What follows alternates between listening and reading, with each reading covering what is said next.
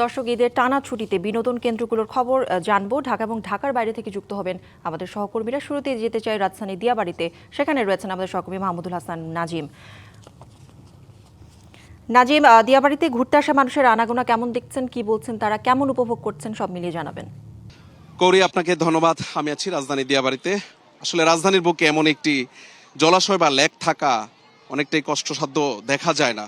তো এই দর্শনীয় স্থানটিতে গতকাল ঈদের পর দিন থেকে কিন্তু শুরু হয়েছে এমন আনাগোনা মানুষের, বিশেষ করে যারা রাজধানীতে বসবাস করেছেন এবং ঈদ করছেন, তারাই কিন্তু মূলত এই লেকের মধ্যে এসে আনন্দ উৎসব উদযাপন করছেন।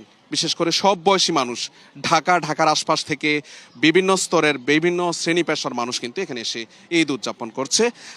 ঈদ উদযাপনের আনন্দটা আসলে এখানে জলাশয়ের মধ্যে নৌকা অথবা ট্রেকিং বোর্ডের মাধ্যমে যে এই যে জায়গাগুলো আছে, আমি ডিবিসি নিউজের ক্যামেরার মাধ্যমে দেখাতে চাচ্ছি যে আসলে দর্শকদের একটি উপচে পড়া ভিড়।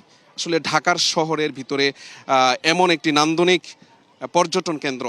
এখানকার আমি কথা বলেছি দর্শকদের সঙ্গে, তারা যেটি জানিয়েছেন, তারা বলছেন যে আসলে এই পর্যটন কেন্দ্রটিতে যদি অবকাঠামোগত সরকারের উন্নয়নে নজর দেওয়া হয়, সেই ক্ষেত্রে হয়তো আরও পর্যটন সংখ্যা বাড়তে পারে। এখানে আসলে নানান অবকাঠামোর জটিলতা রয়েছে। এখানে আসলে বিশেষ করে যে খাবার দাবার, যাতায়াত ব্যবস্থা, আসলে মেট্রো রেলের পাশে দিয়াবাড়িতে নান্দনিক একটি সৌন্দর্য বর্ধনে আমরা এই যে এখানকার মানুষদের, অনেক মানুষের সমাগম ঘটছে এবং তারা মনের উল্লাস, যে আসলে মনের যে আনন্দ, সব কিছু মিলিয়ে কিন্তু এখানে পরিবার পরিজন নিয়ে আসছে এবং তারা কিন্তু সেখানে দেখাচ্ছে। তো আমি যদি একটু দেখানোর চেষ্টা করি, সব মিলিয়ে এখানকার যে পরিবেশটা একটি আনন্দ ঘন মুহূর্ত। এখানে মানুষ যে কর্মব্যস্ততা থাকার কারণে তাদের মধ্যে একটা সংকীর্ণতা এবং একটা জরাজীর্ণতা হচ্ছে, সেই ক্ষেত্রে কিন্তু নিয়েছে। তো সব মিলিয়ে কিন্তু রাজধানী দিয়াবাড়ি পর্যটন কেন্দ্রটি এটি একটি জনসমাগম হয়েছে প্রচুর পরিমাণে। তো সব মিলিয়ে আসলে এই স্থানটিকে আরও যদি ভালোভাবে সরকার নজর দেয়, সেই ক্ষেত্রে হয়তো আরও ভালো পর্যটন আসবে এবং সরকারের একটি আয়ের উৎস তৈরি হতে পারে এই খাত থেকে। তো কৌরি, এই ছিল রাজধানী দিয়াবাড়িতে। সামনে থেকে আমার কাছে নাজিম, ধন্যবাদ আপনাকে। নগদ নিয়ে এলো হার না মানা হার অফার। সর্বনিম্ন 10,000 টাকা রেমিটেন্স নগদে পাঠালে থাকছে স্বর্ণের হার জেতার সুযোগ। দর্শক, পটুয়াখালীর কুয়াকাটা সমুদ্র সৈকত থেকে যুক্ত আছেন সহকর্মী মাহমুদ হাসান রায়হান। আপনার পেছনে আমরা পর্যটকদের দেখতে পাচ্ছি, শিশুদেরও দেখতে পাচ্ছি। কেমন উপভোগ করছেন তারা, তাদের কথা একটু শুনতে চাই। জি কৌরি, আপনাকে যেটা বলছিলাম সেটা হচ্ছে নৈসর্গিক সৌন্দর্যের লীলাভূমি কুয়াকাটা সমুদ্র সৈকতে পবিত্র ঈদ উল ফিতরের যে ছুটিতে, টানা ছুটিতে এখানে উপচে পড়া ভিড় রয়েছে।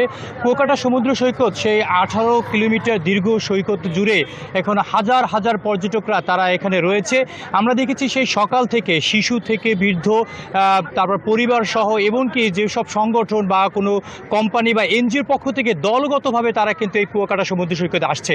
আমরা যদি এখানে দেখি, তারা এখানে গোসল করছে, তারা ছবি তুলছে, তারা প্রিয়জনদের সাথে সময় কাটাচ্ছে এবং বিভিন্নভাবে তারা কিন্তু এই সময়গুলো পার করছে এবং দূর দূরান্তের পর্যটকরা তারা আনন্দ উল্লাস করছে আজকের এই ঈদ উল ফিতরের ছুটিতে এখানে এসে। আমরা যদি আপনাদেরকে বলে রাখি যে কুয়াকাটা সমুদ্র সৈকত আসলে এমন একটি সৈকত যেখানে একই জায়গায় দাঁড়িয়ে সূর্য উদয় এবং সূর্য অস্ত দেখা যায় এবং এইখানে কিন্তু এই প্রাকৃতিক সৌন্দর্যের জন্যই কিন্তু এই এলাকাটি কিন্তু খুবই পরিচিত এবং খুবই। আমরা যদি একজন পর্যটকের সাথে যদি একটু কথা বলি, জি আপনি কোথা থেকে এসেছেন? আমরা মুন্সিগঞ্জ থেকে এসেছি। আচ্ছা, কেমন লাগছে আপনার কাছে? কতজন আসছেন? আমরা আসছি 19 জন। আচ্ছা, আমরা শুনছিলাম এখানে যে আপনি কোথা থেকে আসছেন? বাউফল থেকে আসছি। আচ্ছা, কেমন লাগছে কুয়াকাটা? খুব সুন্দরই লাগছে।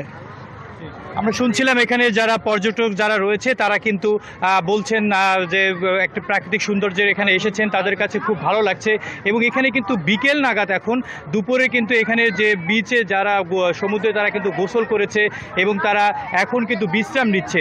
তারপরও যারা এই মুহূর্তে যারা এই কুয়াকাটা বিচে যারা এসেছেন তারা কিন্তু এই মুহূর্তে তারা পরিবার বা অনেকেই কিন্তু নদীতে তারা সমুদ্র সৈকতে তারা কিন্তু নেমেছে এবং গোসল করেছে।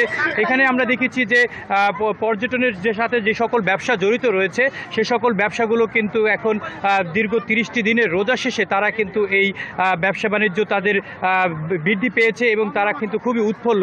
এবং এই পর্যটন শিল্পকে ঘিরে যে সকল ব্যবসা বাণিজ্য তারা কিন্তু এই 30টি রোজায় তারা কিন্তু ব্যবসা বাণিজ্য ছিল না, পর্যটন ছিল না, তবে এই এখন পর্যটকদের আগমনে তারা কিন্তু অনেকটাই আনন্দিত।